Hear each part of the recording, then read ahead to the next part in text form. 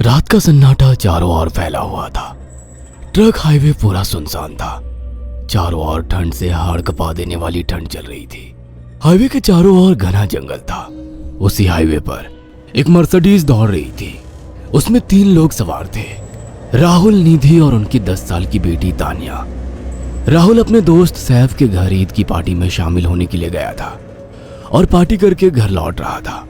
निधि ने मुस्कुराकर ड्राइव करते हुए राहुल से कहा, कुछ भी कहो राहुल, आज तो ईद की पार्टी में मजा आ गया। हाँ, मेरा दोस्त बहुत ही बिंदास और हंसी मजाक करने वाला व्यक्ति है। मैंने देखा उसके घर पर शहर की एक से एक बड़ी हस्ती थी, मगर फिर भी वो उन सबको इग्नोर करके हमें इम्पोर्टेंस दे रहा था। हाँ, देगा क्यों नहीं, आखिर मेरा दोस्त जो है। सच में राहुल, अमेरिका से इंडिया लौटकर बहुत अच्छा फील हो रहा है। वैसे तुम्हारा दोस्त सचिन अभी तक नहीं आया अमेरिका से? निधि की बात सुनकर राहुल चौंक कर बोला, ओह शिट यार, उसका फोन आया था कि वो इंडिया आ रहा है। उसने बोला था कि मुझे एयरपोर्ट पर पिक कर ले। निधि बहुत नाराज होगा वो। कोई बात नहीं, उससे बोल देना कि तुम्हें बिल्कुल याद नहीं रहा, और फिर तुम्हें सैफ की इनवाइट की हुई ईद पार्टी में भी तो शामिल होना था। निधि ने इतना बोला ही था कि उसकी बेटी तानिया ने अपनी माँ की ओर देखकर कहा, मुझे भूख लगी है माँ, और प्यास भी। तानिया की बात पर निधि ने बुरा सा मुंह बनाकर उसकी ओर देखकर कहा, पार्टी में तो इतना खाया था तुमने, फिर भी भूख लगी है? निधि की बात पर तानिया ने मासूम सा चेहरा बनाकर कहा, कोई बात नहीं मम्मी, मुझे पानी ही पिला दीजिए। कितनी बार बोला है मुझे मम्मी मत बोला करो। पानी अभी नहीं है, आगे जाकर कोई शॉप पड़ेगी तो बोतल खरीद के दे दूंगी। निधि की बात पर राहुल ने मुस्कुराकर कहा, छोटी बच्ची है निधि, इतना नाराज होना सही नहीं है। राहुल ने इतना कहा ही था कि अचानक एक काली परछाई राहुल की कार के सामने आकर खड़ी हो गई। राहुल के पैर अचानक ब्रेक पर पड़ गए। गाड़ी तेज रफ्तार में थी। ब्रेक अचानक लगने से पलटते पलटते बाल बाल बची थी। राहुल के चेहरे पर भयानक ठंडी में भी पसीने की बूंद टपकने लगी। वो दोनों कार से बाहर निकल आए। निधि ने डरते हुए कहा, आखिर कौन था ये? ऐसा लगा जैसे कि कोई भयानक काली परछाई मेरे कार के सामने आकर खड़ी हो गई हो। वो दोनों काली रात के सन्नाटे में इधर उधर देखने लगे। तभी निधि को एक घने पेड़ के पास दो चमकीली हुई आंखें दिखाई दी। उसकी आंखें बिल्कुल भेड़ियों की तरह लग रही थी। निधि ने चीखते हुए राहुल से कहा, राहुल देखो कौन है वो, जल्दी से गाड़ी में बैठो, मुझे बहुत डर लग रहा है। राहुल ने उस तरफ देखा तो उसके रोंगटे खड़े हो गए। वो दोनों गाड़ी के अंदर बैठने ही वाले थे कि अचानक एक अजीब सा चेहरा वाला भयानक सा आदमी बिजली की रफ्तार से उनके सामने आकर खड़ा हो गया। राहुल ने देखा कि उसका चेहरा बिल्कुल सड़ा हुआ था और उसकी आंखें भेड़िए की तरह चमक रही थी। उसके लंबे लंबे बाल उसके कंधे तक आ रहे थे और उसके दांत भेड़िए की तरह बाहर की ओर निकल रहे थे। हाथों की जगह नुकीले पंजे थे।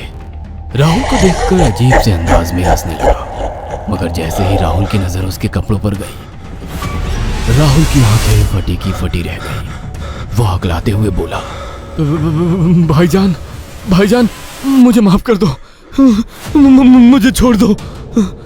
राहुल ने इतना कहा ही था कि अचानक उस अजीब से देखने वाले भयानक आदमी ने अपने पंजों से राहुल की गर्दन कसकर पकड़ ली और एक ही सेकंड में उखाड़ कर जमीन पर फेंक दी। राहुल के धड़ से लाल रंग का खून का फुहारा फूट पड़ा।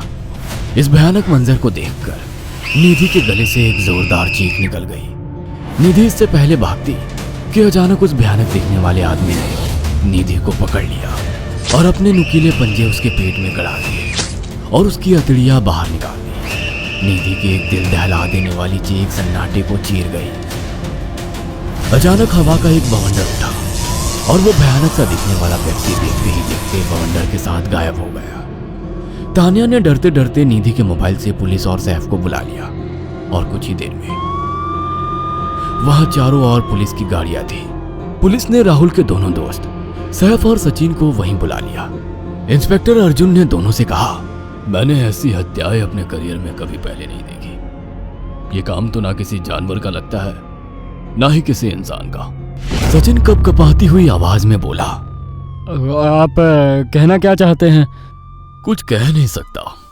जिस किसी ने भी इन दोनों को मारा है, उससे एक बात तो साबित होती है कि वो इन दोनों से हद से ज्यादा नफरत करता था। अब सारी सच्चाई तो ये बच्ची ही बता सकती है। इतना बोलकर इंस्पेक्टर अर्जुन तानिया के पास चला गया, जो बेहद डरी हुई थी। तानिया ने आंखों देखी सारी घटना इंस्पेक्टर अर्जुन को बता दी। तानिया की बात सुनकर इंस्पेक्टर अर्जुन कंफ्यूज चेहरा लेकर मोबाइल पर किसी से बात करने लगे। सचिन इंस्पेक्टर के पास आ गया और सैफ भी डरता हुआ इंस्पेक्टर अर्जुन के पास आकर बोला, क्या हुआ इंस्पेक्टर? तानिया ने क्या बताया? उसने जो बताया वो काबिले यकीन नहीं है। उसकी बात पर किसी भी तरह से यकीन नहीं किया जा सकता। फिर भी कुछ तो बताया इंस्पेक्टर। हाँ, उस बच्ची के मुताबिक एक भूत ने निधि और राहुल को बड़ी बेदर्दी से मारा है। इंस्पेक्टर की बात सुनकर दोनों बुरी तरह से चौंक गए। क्या मतलब है इस बात का? बच्ची बेहद डरी हुई है। हम आगे की तफ्तीश जारी रखेंगे। निधि और राहुल तो चले गए, अब तानिया को मैं रख लूंगा। नहीं, राहुल मेरा अच्छा दोस्त था। तानिया अब मेरे साथ रहेगी। देखिए, बच्ची के माँ बाप अब इस दुनिया में नहीं है और आप दोनों भी शादीशुदा है। मुझे नहीं लगता कि आप दोनों बच्ची की सही से देखभाल कर सकते हैं। मेरी कोई औलाद नहीं है। मैंने अपनी पत्नी को फोन कर दिया है, वो भी IPS ऑफिसर है। ये बच्ची आज से मेरे साथ रहेगी। उसका मासूम चेहरा मेरे दिल में उतर गया है। अब तुम दोनों जा सकते हो। पूछताछ के लिए मैं जब भी तुम्हें बुलाऊं तुम दोनों आ जाना। इंस्पेक्टर ने ये बात बोली ही थी कि अचानक वहां पर मौसम बदल गया। चारों ओर काली घटाएं छा गई और एक भयानक बवंडर उठा और देखते ही देखते सब पुलिस वालों के सामने वो भयानक चेहरे वाला आकार सबके सामने खड़ा हो गया। उसको देखकर सबके रोंगटे खड़े हो गए। देखते ही देखते उसने अपने भयानक पंजे सैफ की आंखों में डालकर उसकी आंखें निकाल ली। सैफ ने चीखते हुए वहीं दम तोड़ दिया। उस भयानक आदमी को देखकर सचिन उसके पैरों पर गिर गया। तुम तो भाईजान से कपड़े पहने हो। मैं समझ गया, तुम भाईजान हो। मुझे माफ कर दो भाईजान, मुझे यहाँ से जाने दो। मैंने कुछ नहीं किया था। वो भयानक चेहरे वाला गुर्राते हुए बोला, बता इन सबको कि ये सब इतनी भयानक मौत क्यों मरे। सचिन दौड़ता हुआ इंस्पेक्टर अर्जुन के पास गया और बोला, मैं जानता हूँ इसने इन तीनों को क्यों मारा। इसका नाम भाईजान था। जब ये जिंदा था ये किसी का भाई किसी की जान था। बहुत साल पहले ये हम सबका बहुत अच्छा गहरा दोस्त और बिजनेस पार्टनर था। ये सबकी बहुत मदद किया करता था। इसकी प्यारी सी बेटी थी तानिया, जो इस वक्त कार के अंदर बैठी हुई है। ये इसी की बेटी है। भाईजान अपने सारे पैसों से एक बहुत बड़ा हॉस्पिटल खोलना चाहता था जिससे गरीबों का मुफ्त इलाज किया जा सके, मगर हम तीनों इसके लिए तैयार नहीं थे। हमारी नीयत उसकी दौलत पर खराब थी और एक दिन हम सब धोखे से ईद के दिन भाईजान को यहाँ ले आए और इसे मारकर फेंक दिया। तो फिर तुम सबने इसकी बेटी को क्यों जिंदा छोड़ दिया?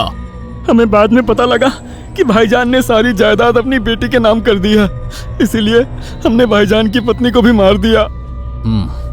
और तानिया का तुम 18 साल की उम्र पूरी करने का इंतजार कर रहे थे ताकि सारी जायदाद अपने नाम करा सको और बाद में उसे भी ठिकाने लगा सको। इसी के लिए तुम दोनों इस मासूम बच्ची को अपने साथ रखने की जिद कर रहे थे। जी, आपने बिल्कुल सही कहा। हम तानिया को भी इसी जगह लाकर मार देते। सचिन की बात सुनकर इंस्पेक्टर अर्जुन की आंखों में खून उतर आया। इंस्पेक्टर अर्जुन के कुछ कहने से पहले ही भाईजान बिजली की रफ्तार से इंस्पेक्टर अर्जुन की आंखों के सामने से सचिन को पकड़कर ले गया और उसके शरीर के टुकड़े टुकड़े कर दिए और हवा में उठे एक तेज बवंडर के साथ गायब हो गया। सारी घटना इंस्पेक्टर अर्जुन की आंखों के सामने हुई थी।